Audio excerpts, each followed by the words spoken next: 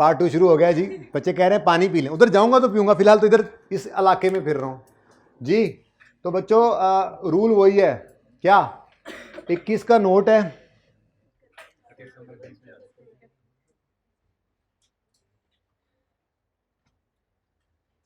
नालन कह रहा है फड़े गए हैं, खड़े हो जाओ वहीं, दोनों दोनों, हाँ दोनों, तो कोई बात नहीं, सुना तो है ना उसका, कोई बात नहीं, खड़े हो जाओ, खड़े हो जाओ। दोनों की कॉल आ रही है मुझे। Okay please stand up, please hurry up, class सारी का नुकसान हो रहा है, खड़े हो गए तो पढ़ाई शुरू होगी। कोई बात नहीं है, चौंकड़ी मार के बैठे हुए थे, जराबा भी पालो पाए,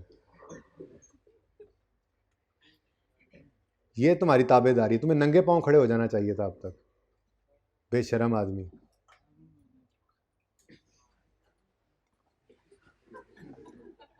ओके जी बच्चों, रूल वही है, 21 का नोट बनाना है तो ओपनिंग बैलेंस पड़ा हुआ है 1 जनवरी 21 पर, और हम 1 जनवरी 21 पे खड़े होकर इसको निकाल लेंगे। नोट के अंदर ये ध्यान रखा करो, ठीक है। तो बेशक ये आदत रखें ना अपनी, बेशक यहाँ पे रिवेलेशन नहीं है पर आपके सवालों में होगा लाजमी, ठीक है। तो बस अपनी आदत पक्की रखें, नोट बनाना है तो 1 जनवरी 21 नहीं, 31 दिसंबर 20 पे आओ। अब 31 दिसंबर 20 पे आए, एसेट कॉस्ट मॉडल पर रखा हुआ है, तो एसेट अकाउंट में क्या पड़ा होगा, कॉस्ट, तो फिर वही 1 जनवरी पर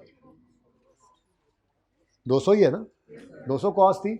एंड वाले मेरे भाई देखना जरा, 200 सही है, एडिशन कोई नहीं है, डिस्पोजल कोई नहीं है, यही क्लोजिंग, ठीक हो गया। बैठ जाओ अपना बोलना। अब 1 जनवरी 31 दिसंबर 2020 पर खड़े हैं, एसिड का तो काम हो गया तमाम, इसमें तो कॉस्ट पड़ी थी 200, अक्यूमुलेटेड डेप्रीसिएशन, क्योंकि एसेट अकाउंट कॉस्ट पे, एसेट कॉस्ट मॉडल पे पड़ा है, तो एसेट अकाउंट में क्या पड़ा होगा, 1 जनवरी डेट ऑफ परचेज कह लें सीधा, डेट ऑफ परचेज से 31 दिसंबर 20 तक की डेप्रीसिएशन, ठीक है। अब ये ना वर्किंग है, तो यहाँ पे एक छोटी सी वर्किंग करेंगे, वर्किंग जो चल रही होती हैं, ठीक है। तो वर्किंग नंबर 1, ये नोट से अलग थलग है, आपका नोट उसी तरह से सारे लवाजमात के साथ होगा, वो अलग बात है कि यहाँ पे है नहीं कुछ 5.1, 5.2, 5.3 एंड सो ऑन, नहीं है ना बेटा। रिवैल्यूएशन होती तो रिवैल्यूएशन वाले सब नोट्स आते, कोई और भी काबिल जिक्र चीज़ नहीं आई है फिलहाल, इसका कोई फिलहाल नहीं है। ओके, वर्किंग 1 अलग थलग, जो तीसरे सब वर्किंग्स की हेडिंग होती है, जहाँ पे ये काम आपने किया होगा, लेट्स से ये वर्किंग की होगी, ठीक है, तो वर्किंग 2 कह देता हूँ मैं जी। 31 दिसंबर 2020 पर कितना ऐसे कितना डेप्रिसिएट हो चुका होगा, इसके लिए सवाल में जाके देखा खरीदा कब था, 1 जनवरी 20 पर, तो 31 दिसंबर 20 तक फिर सिर्फ 1 साल डेप्रिसिएट हुआ होगा। देखो अब किसी ने अगर, हाँ यही 2 साल वाले को तो 1 जनवरी से हटाया, कौन है 2 साल वाला, कौन था, हाथ तो खड़ा करो, अभी इसने 2 साल बोला, बता दो यार, मैं गोली मार देनी है। हाँ ये था यार, तुमने हाथ क्यों नहीं खड़ा किया यार, ऐसे ना करो भाई। अगर तुम 1 जनवरी 21 पे खड़े होते ना बच्चों, आप लोग 1 जनवरी 21 पे खड़े होकर, तो ये गलती हो सकती थी कि आप 2 साल की डेप्रिसिएशन ले जाते गलती से, हालांकि 31 दिसंबर 20 तक 1 साल डेप्रिशिएट हुआ है, फिर 21 की डेप्रिसिएशन चार्ज होगी, फिर 31 दिसंबर 21 से पहुंचेगा तो इम्पेयरमेंट होनी है। वर्किंग से कंफ्यूज होने वालों, इसीलिए कहा 1 जनवरी पर नहीं निकालना ओपनिंग, ठीक है। तो 31 दिसंबर 20 तक ये एसेट सिर्फ 1 साल ही चला है, तो 1 साल ही डेप्रिशिएट हुआ है। 1 जनवरी 20 को आया तो 31 दिसंबर 20 तक 1 साल की डेप्रिसिएशन, यहाँ पे हमने आके लिखा जी 200 डिवाइडेड बाय 5, ये एग्जामिनर को बताना है ना हमने कैसे निकाला है, तो ये यहाँ पर लिखा 40 और वर्किंग नंबर 2, ठीक है जी। उसके बाद depreciation expense for the year है, मजे की बात है, मैं नहीं वर्किंग कर रहा, इसका भी तो फॉर्मूला यही होना है, बट ठीक है जान दो, अगले साल भी तो यही डेप्रिसिएशन होना है, लेकिन 80 नहीं है, 1 जनवरी पर तो 40 था, इस साल में मजीद 40 डेप्रिसिएट हुआ।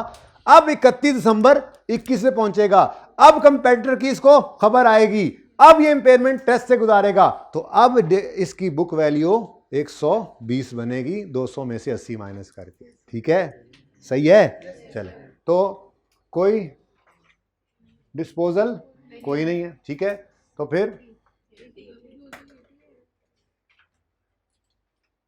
जी क्लोजिंग क्या आ जाएगा 80। अब यहां पे हम पहुंचे तो अब इंपेयरमेंट टेस्ट से एसेट को गुजारना पड़ा। ठीक है ना, ये देखो नोट बन रहा हो तो फिर रेडिली अवेलेबल है फिगर्स। कौन सी?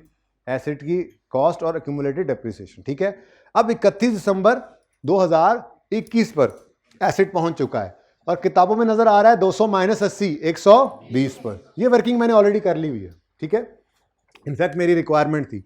तो ये 120 कैसे निकलता है? ये 200 माइनस 80 करके, लेकिन यहां पर तो 40 और 40 80 करना था ना। ठीक है, नोट बना रहे हैं, ध्यान रखने की बात थी। समझ आ रही है? साथ ही हो, तुम्हारी ऐनक की एक साइड क्यों ब्लाइंड हो गई है भाई इधर इधर? अच्छा जी सर, मुझे एक आंख से सब नजर आ रहा है।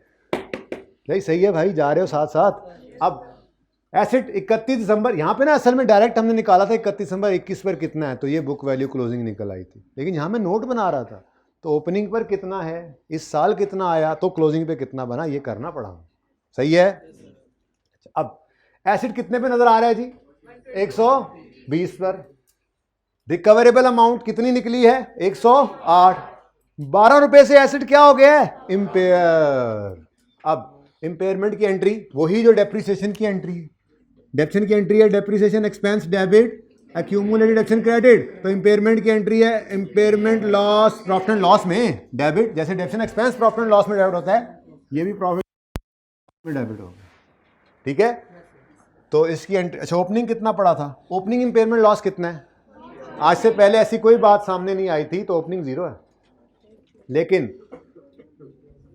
रिक्वायरमेंट ए से हमें पता लगा 12 रुपए का क्या आ गया, एंट्री बिल्कुल वैसी जैसी डेप्रिसिएशन की। देखो डेप्रिसिएशन की एंट्री वही नहीं हुई। मैं सारी एंट्रीज करवा देता हूं, हालांकि एंट्रीज रिक्वायर्ड नहीं है, पर मैं साल की एंट्रीज करता हूं यहां पे जगह बना के। ये सब नोट्स तो है नहीं आज, जगह लिखो। ओ वाह, अभी करते हैं। ठीक है, चलो पहले नोट बना लें जी। तो depreciation, impairment loss debit, accumulated impairment loss credit. अब बताओ जी, इसका क्लोजिंग कितना आ गया? 12। ठीक है। अच्छा, अब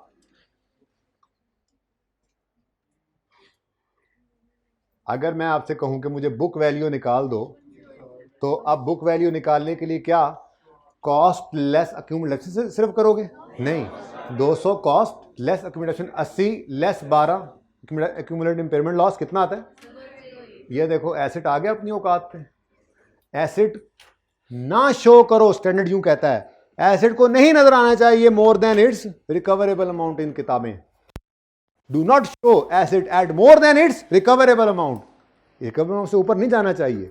ठीक है, अगर बुक वैल्यू नीचे हो, रिकवरेबल अमाउंट ऊपर, फिर बुक वैल्यू पे रहते हैं। ठीक है ना, लेकिन ये मामला अगर हो जाए, रिकवरेबल अमाउंट कम हो जाए, तो इससे ऊपर नजर नहीं। रिकवरेबल अमाउंट से ऊपर ना हो, नीचे पड़ा रहे जी, ये वाला बिल्कुल ना बनता, इंपेयरमेंट लॉस ना होता। इसका हल भी बताता हूं, अभी छोड़ दें फिलहाल। ठीक है, अभी तो फिलहाल पूरी कहानी तो सीख लें। यहां तक कोई मसला है तो बताएं। कोई मसला नहीं है। अब अगले साल जा रहा हूं मैं, कर रहा हूं मूव अगले साल। Where is the duster?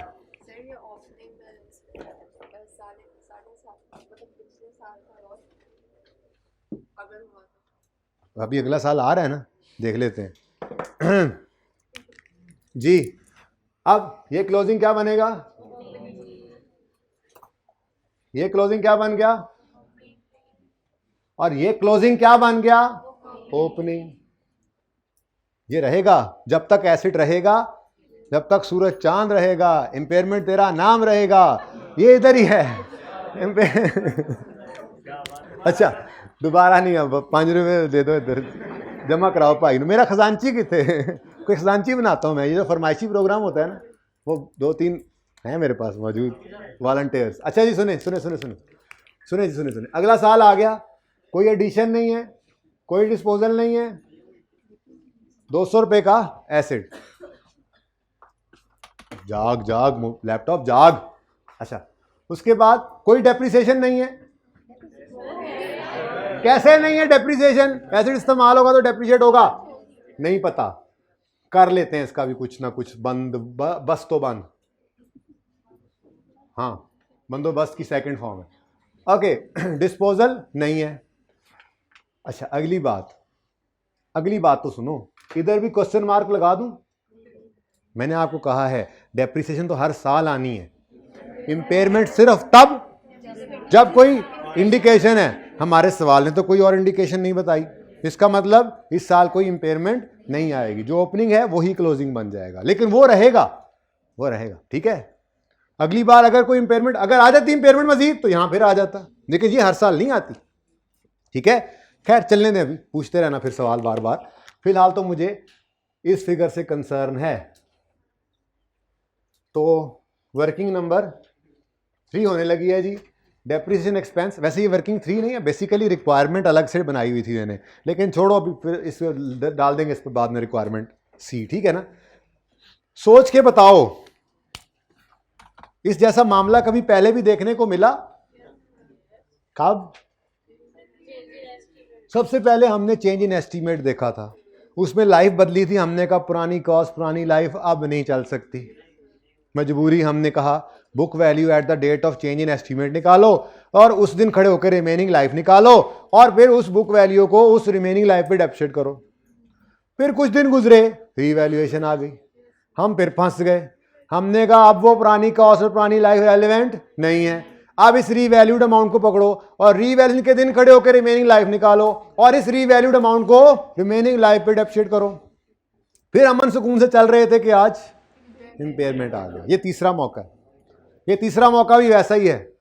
आप गौर करो तो एसेट की बुक वैल्यू अब बदल गई है, यानी एसेट अब कितना रह गया है? 108 रुपए का, 12 रुपए इंपेयरमेंट के नाम पे डेप्रिसिएशन की बजाय वो लॉस में चले गए हैं। तो अब बाकी वो 12 अब नहीं पड़े हुए डेप्रिशिएट करने के लिए, तो इसका मतलब एसेट फिर बदल गया। अब एसेट, असल में एसेट की कॉस्ट अपनी जगह कायम है, पर गौर ये फरमाएं कि अगर एसेट इंपेयर ना हुआ होता तो कितनी बुक वैल्यू पड़ी होती? 120। तो फ्यूचर में कितनी अमाउंट? ये बुक वैल्यू क्या होती है? ये बुक वैल्यू फ्यूचर की डेप्रिशिएबल अमाउंट होती है। एसेट 120 की बुक वैल्यू शो कर रहा है, मतलब फ्यूचर में 120 की डेप्रिसिएशन आनी है।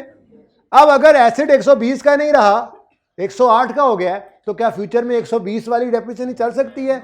इसका मतलब अगर अगर अगर अगर हम वही 200/5 करके अगले 3 साल भी चलें तो क्या होगा? कितने साल बाकी हैं? 3 साल। और 200/5 क्या आंसर आता है? तो 3 साल तक 40-40 करेंगे तो क्या डेप्रिसिएशन आएगी? एसेट 108 का बचा पड़ा है, आप 120 कैसे डेप्रिशिएट कर सकते हैं? तो फिर फंस गए। Like change in estimate, like revaluation, आज इंपेयरमेंट भी। तो अगर एक बार एसेट इंपेयर हो जाए तो उसके बाद की डेप्रिसिएशन निकालने के लिए हमें फिर बुक वैल्यू चाहिए, किस दिन वाली? जो इंपेयरमेंट के दिन आई, और उस दिन खड़े होके रिमेनिंग लाइफ भी चाहिए। अब वो बुक वैल्यू इत्तेफाक से वो रिकवरेबल अमाउंट ही हुआ करेगी। क्यों?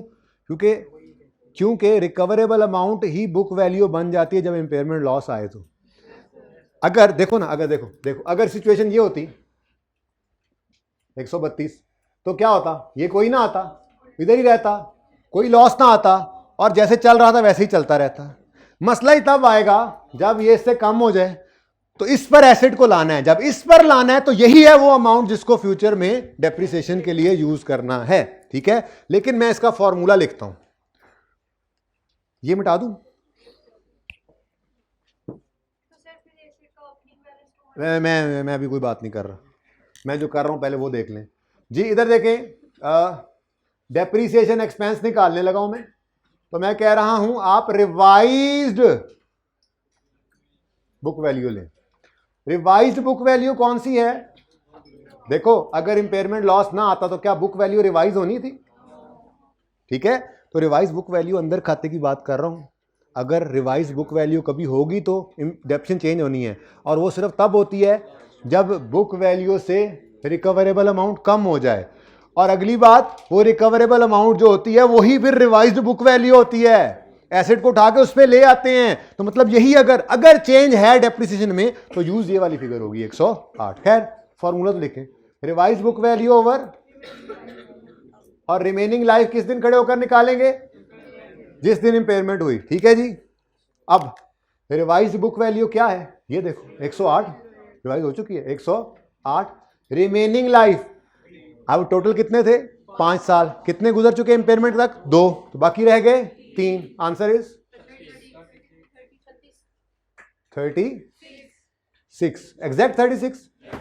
अब ये 36 3 साल तक 108 बन जाएगा, अब सही है। अब ये 36 की डेप्शन की एंट्री क्या होगी, depreciation expense debit accumulated depreciation, और ये आपने वर्किंग नंबर, मैं यहीं कहीं नहीं जा रहा, सारे सवालों के जवाब दूंगा, ठीक है। आंसर बताओ, 1 और ये अभी भी क्या है, ये नहीं बदलेगा, अब ये 12 ही है, इसको हटा ना देना कहीं, ये बैलेंस शीट है बच्चों। 12 रुपए एसेट की वैल्यू में से कम किए थे, अब वो हमेशा कम ही रहने चाहिए। फॉर द ईयर कोई एक्सपेंस नहीं आया, फॉर द ईयर देखो कोई एक्सपेंस नहीं आया, लेकिन अगले 10 साल कोई और, 10 साल तो खैर एसेट की लाइफ नहीं है, अगले 3 साल जो बाकी हैं दोबारा इंपेयरमेंट कभी भी ना हो, ये 12 opening closing opening closing opening closing बनता रहेगा, तभी तो ये एसेट इधर ही रहेगा। अगर खुदा ना खास्ता आप इसको यहां ना लिखो तो ये तो 116 में नजर आने लग जाएगा एसेट, 116 तो नहीं है, ये 12 तो पिछले साल ही कम हो गया था, ठीक है। और जैसे एक्यूमुलेटेड डेप्रिसिएशन नजर आता रहता है, एक्सपेंस फॉर द ईयर है वो उसमें इकट्ठा होता जाता है, बस ये हर साल नहीं आता, ये कभी कभार आता है, तीसरे साल जाके फिर आ सकता है। तो 12 पहले पड़ा होगा, थोड़ा सा और आ जाएगा। रिवर्सल भी सीखेंगे, पर उसको भी ना सोचो, उसको तो सोचो भी ना बिल्कुल जी। जैसे ये माइनस होकर 108 आया था, अब ये माइनस होकर 108 में से 36 निकालो, 72 ही आना है, यानी अब सिर्फ डेप्रिसिएशन मजीद चार्ज हुई, ठीक है।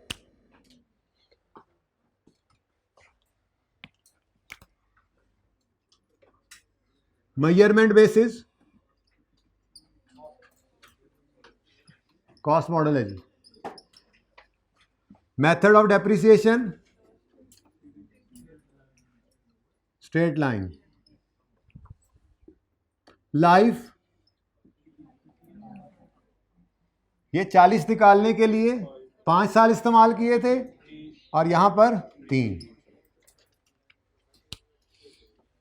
अब क्वेश्चन पूछें, अब आपको खुली छुट्टी है। हाँ एक बात कही थी, याद कराना, अब याद रखना अभी जी, पहले सवाल ले लूँ मैं। सवाल कहाँ से है जी बेटा?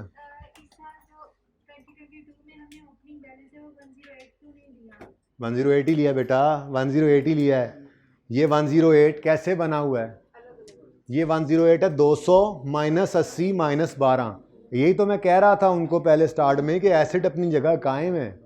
एसेट की वैल्यू में कमी हुई ड्यू टू यूज, ये कमी हुई ड्यू टू कंपेटिटर, अलग आ रही है, ठीक है। इसका आसान तरीका भी बता दें, पहले समझ लो फिर शॉर्टकट करते हैं जी सर।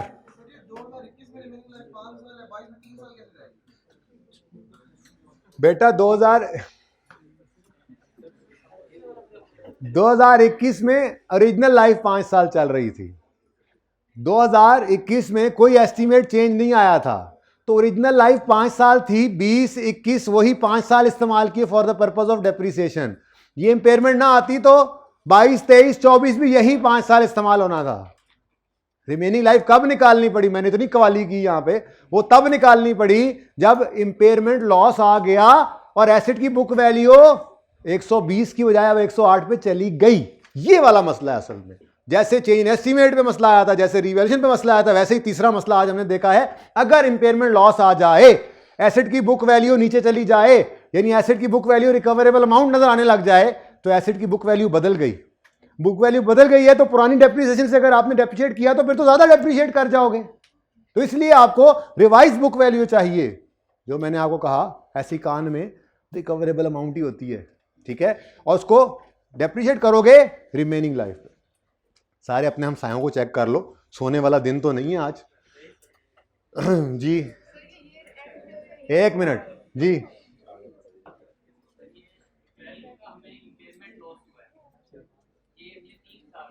नहीं, ये फॉर द ईयर है, income expenses for the year होते हैं। ये सिर्फ इस साल में ही ये लॉस आया है हमें, ये इकट्ठा इस साल हमने रिकॉर्ड कर लिया जी। सारा इसी साल में चार्ज हो गया है, होगा क्यों?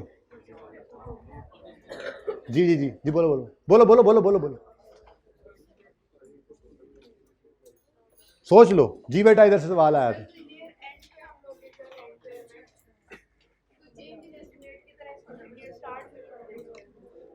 अच्छा सवाल, ये भी एक सवाल होता है, ऑब्वियस क्वेश्चन होता है।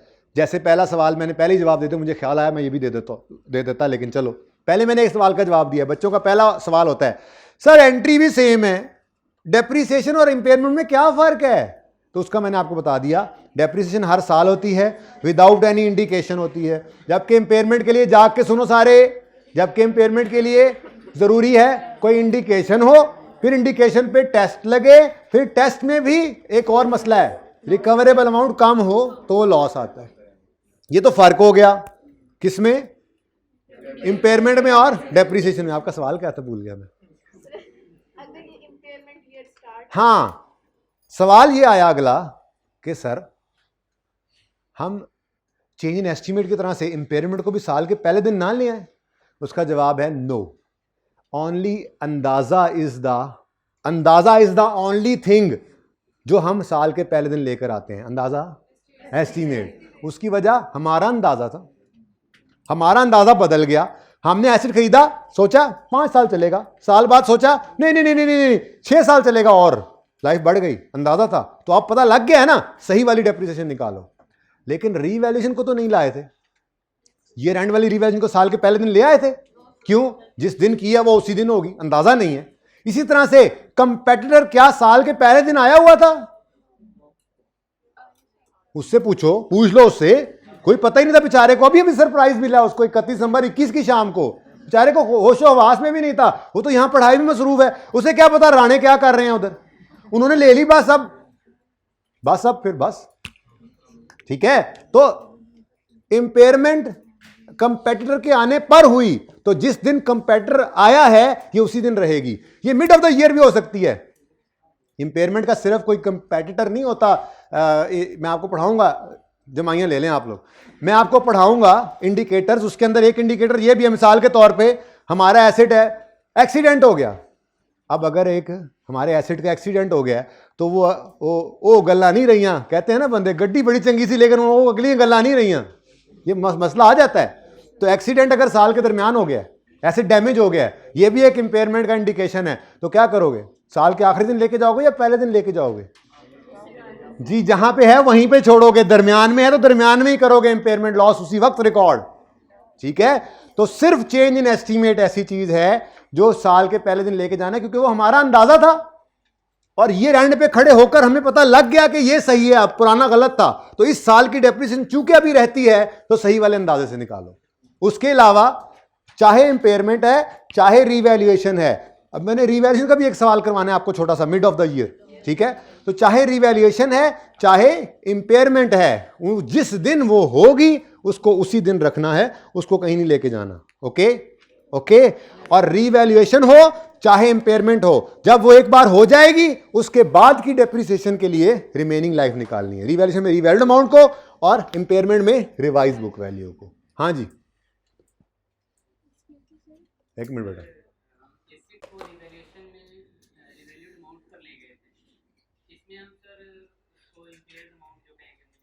इसमें हम कहीं नहीं लेके गए एसिड को, एसिड को कहीं नहीं लेके गए। सुन ना भाई सुन, एसिड को कहीं नहीं लेके गए क्योंकि एसिड कॉस्ट मॉडल पे पड़ा है।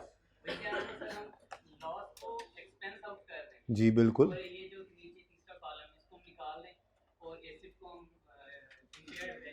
बेटा एसिड की कॉस्ट नहीं बदली है, एसिड 200 का था बेटा, वो मॉडल रीवैल्यूएशन है, उसको कॉस्ट से हटा के फेयर वैल्यू पे ले गए थे।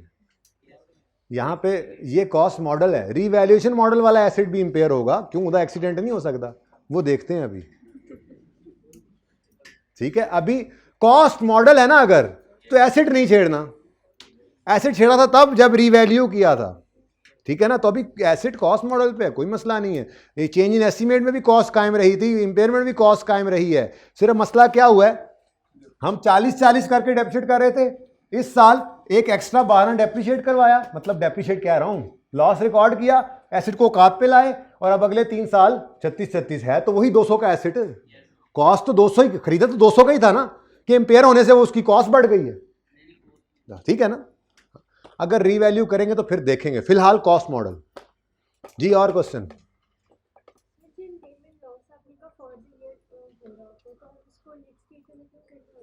बेटा डेप्रिसिएशन जो इस साल हुई है 40 की फॉर द ईयर है ना, इस 80 में ऐड हो गई, अगले साल क्यों कैरी फॉरवर्ड कर रहे हो? ये 80 क्यों हो गया? 40 ही रखते हैं ना, ये तो पिछले साल की डेप्रिसिएशन थी, ये 40 इससे पिछले साल की डेप्रिसिएशन थी। Depreciation expense for the year आता है और उसका दूसरा इंपैक्ट एसेट की बजाय एक्यूमुलेशन में इकट्ठा करते रहते हैं और फिर एसेट और एक्यूमुलेशन को नेट करके बुक वैल्यू शो करते हैं, ये वही हो रहा है, बस इंपेयरमेंट है नाम। जी रीवैल्यूएशन है ईयर एंड वाली, आएगी तो देख लेंगे यार, अभी रीवैल्यूएशन मॉडल वाला करवाना है ना इंपेयरमेंट में। अच्छा बोलो अगर रेलेवेंट हुआ तो।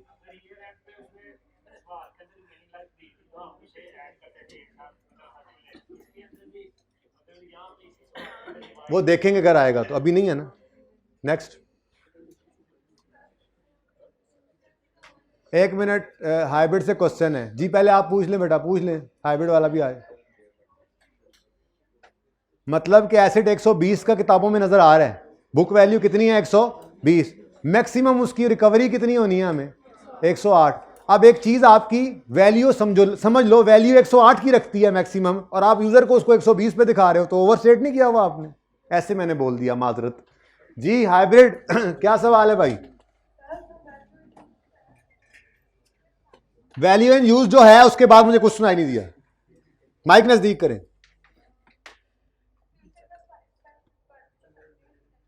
तो बेटा अंदाजा ही है बेटा, डेप्रीसिएशन भी तो एक अंदाजा ही था। देखें मेरी बात सुने, ये जो डेप्रीसिएशन 40-40 की सोची थी, अगर अंदाजा बदल जाए तो वो क्या हो जाएगी, उसी हिसाब से चेंज हो जाएगी। तो अगर आपके अंदाजे बदल भी जाएं तो आपने इम्पेयरमेंट लॉस चार्ज कर दिया, वो एक्चुअल में लॉस आ जाएगा प्रॉफिट एंड लॉस के अंदर, वो अब आपके अंदाजे में नहीं बात आई, चेंज हो सकता है, हो जाए, अंदाजा ही होता है बेटा। अब क्या करें, अकाउंटिंग में अंदाजे ही हैं हमारे पास काफी हद तक। जी बोलें। और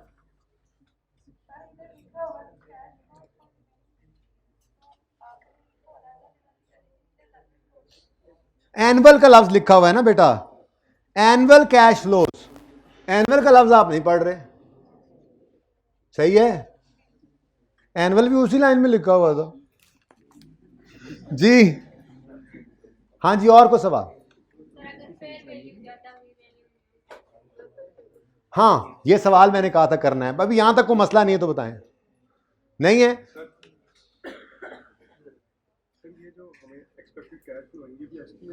हाँ जी, तो फिर ये एस्टीमेट है, तो हम इसको चेंज नहीं नहीं नहीं नहीं जी नहीं, अभी हम अपने बेस्ट नॉलेज के हिसाब से आज ये डिसाइड कर लेते हैं कि इतना इसको वैल्यू को गिरा लो, उसके बाद फिर पता नहीं एक्चुअल में होता क्या है, हमें तो नहीं पता, देखी जाएगी वो। फिर असल में लॉस गेन भी तो कोई चीज़ है, प्रॉफिट एंड लॉस तो बन ही रहा होता है, तो कुछ वो कमी बेशी पूरी हो जाएगी।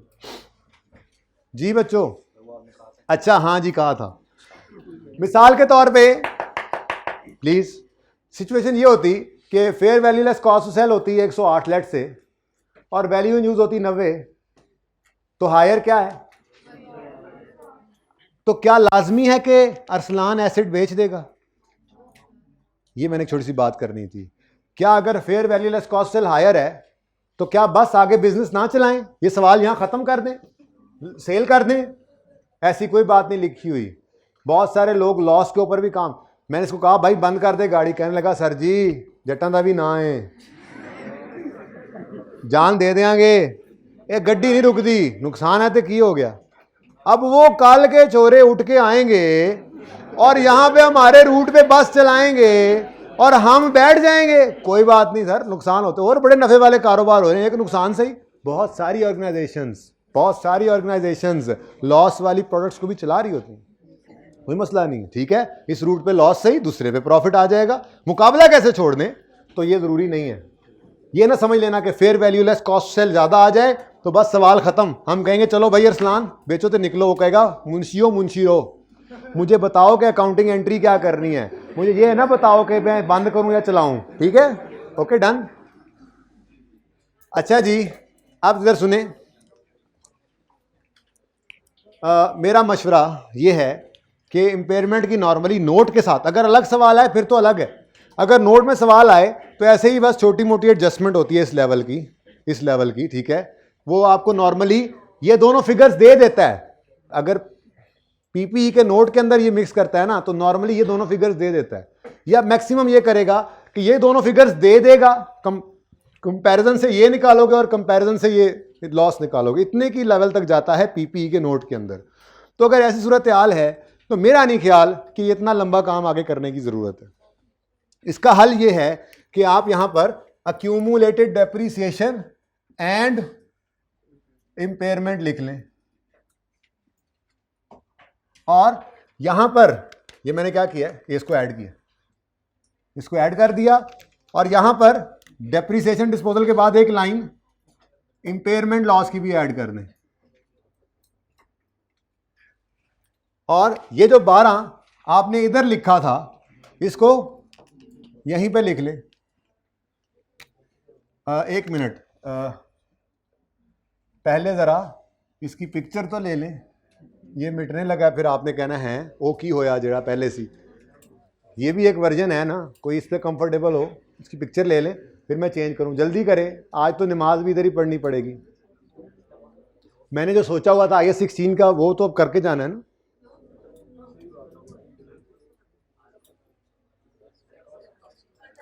चुप है, कल टेस्ट है। इंपेयरमेंट आ गया है, इंपेयरमेंट आ नहीं रहा, इंपेयरमेंट आ गया है। भाई मेरे टीए को बुलाओ, उसे कहो कि ऑनलाइन वाले बच्चों को कहें कि कल टेस्ट दें, परसों दें, कल लेक्चर लेके उसके बाद जी बुलाएं बुलाएं बुलाएं, टीए को बुलाएं, और ये बात में याद करवानी है आपने। हाँ जी बच्चों, सही है, नोटेड, या जो भी करना था हो गया वो। अच्छा इधर देखो,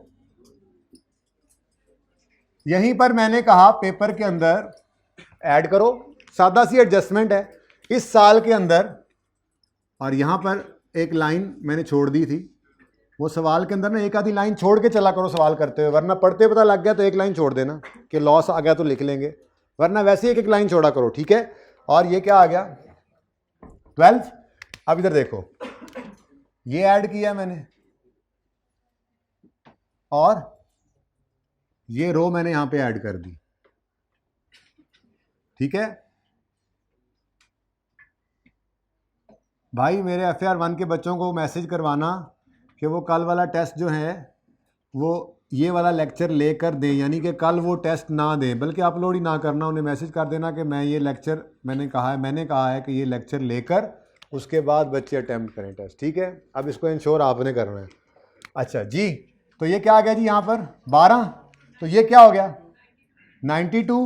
अब इधर देखो, अब हमें इसकी कोई ज़रूरत नहीं है,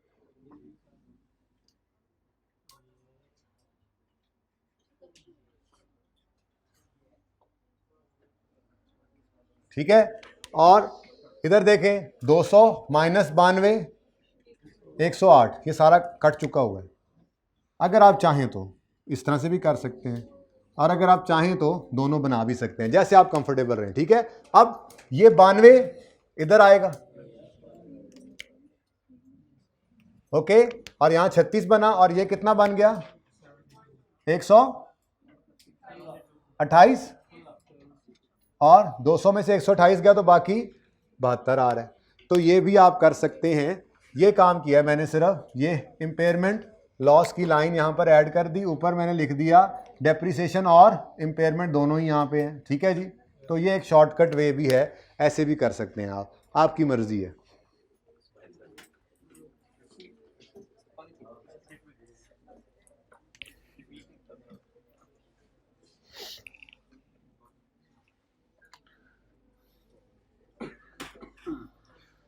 ओहो, जर्नल एंट्रीज रह गई हैं। सुन लो भाई, इधर देखो 2020 की एंट्रीज, 2020 में एसेट खरीदा है कोई? नहीं। और सॉरी 2021 की एंट्रीज, 20 से 21 दोनों मांगे, 20 21 22 का है या 20 में एसेट खरीदा था? एंट्री होगी, जबानी बोल रहा हूं, करके आना। एसेट डेबिट कैश क्रेडिट 200, 31 दिसंबर 20 पे डेप्रिसिएशन डेबिट अकोमोडेशन क्रेडिट 40, फिर 21 में और कुछ नहीं, सिर्फ डेप्रिसिएशन की एंट्री 31 दिसंबर तक, पहले depreciation expense debit accommodation credit 40। अब पता लगा भाईजान आ गए कंपेटिटर, तो फिर इम्पेयरमेंट लॉस टेस्टिंग से निकला तो इसकी entry impairment loss debit, accumulated impairment loss credit. उसके बाद बस ये साल ख़त्म, फिर अगले साल के अंदर सिर्फ डेप्रिसिएशन की एंट्री। ठीक है, ओके डन जी, जाहिर है। अच्छा अब इधर देखें जी, क्वेश्चन 2 बिल्कुल सेम है, होमवर्क है, और क्वेश्चन 3 बहुत आसान है इसलिए होमवर्क है। अच्छा सुने सुने बेटा, टेस्ट कोई मैंने इस्लामियात का तो लेना नहीं है, इम्पेयरमेंट लॉस सिर्फ कैलकुलेट करना है इस सवाल में, कोई जर्नल एंट्री नहीं, कोई नोट नहीं, कुछ नहीं, बड़ा सिंपल क्वेश्चन है, 2 बसेज हैं बस। यह क्वेश्चन नंबर 3 में, तो इस पे तो लगेंगे 10 मिनट, इस पे जितना टाइम आपने इस पे लगाना है उतना ही टाइम इस पे लगना है। तो देख लें, मेरे ख्याल में 20 मिनट से ज़्यादा एक सवाल पे, वैसे 20 भी ज़्यादा है, 15 मिनट से ज़्यादा नहीं लगने चाहिए, ये टारगेट होगा आपका। ठीक है, मैं मार्क्स नहीं लिख रहा, पहली दफ़ा सवाल इसलिए मार्क्स नहीं लिख रहा, मैं 15 मिनट्स लिख रहा हूँ। 15 मिनट्स में ये करना है, दोबारा घर जाके जब ये हो जाना है तो फिर कोशिश करके 15 मिनट से कम टाइम में ये करना है। इस पे तो नॉट मोर देन 10 मिनट्स, ये मार्क्स भी ज़्यादा है मेरे हिसाब से, क्योंकि ये बहुत सिंपल है। इसमें क्या करना है, इसमें बस ये वाली वर्किंग 2 बसेस के लिए करनी है, अलग-अलग करना। खामोश हो,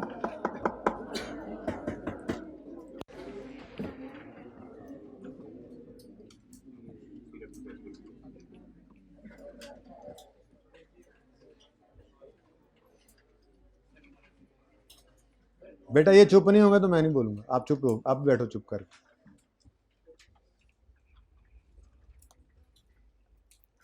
क्वेश्चन नंबर 2 और 3 आपका होमवर्क हो गया है, ठीक है, 1 दोबारा करना है।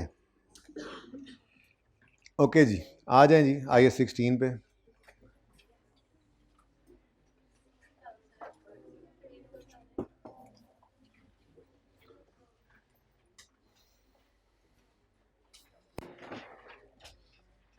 ये 73 मैं कल करवाऊंगा, ये बताना था। अल्लाह हाफिज।